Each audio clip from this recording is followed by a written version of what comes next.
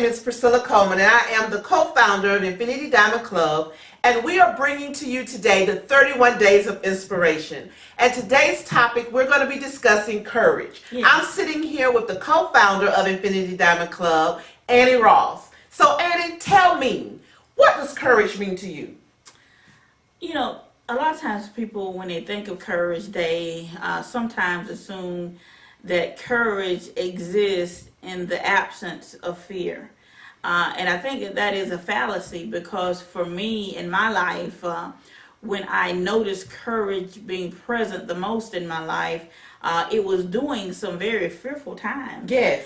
In my life. And so I realized that when I am afraid, the thing that kind of stabilizes or nullifies the fear in my life is when I draw on my courage. Yes, and I pull it up from the inside. It's kind of like a David facing a Goliath, and in those moments when you are facing the insurmountable, and the things that seem, the obstacles that seem to be unmovable, the thing that you need most is courage. That's correct, because a lot of times in life, when we go through things and we face different situations in our life, we sometimes have the propensity to pull back, to fall back, to shrink.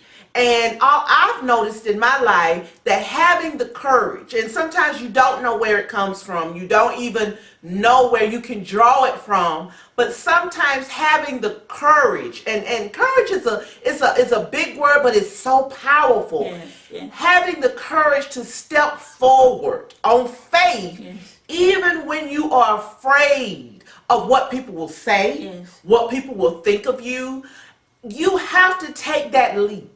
You know, and courage has the ability to bubble up on the inside of you.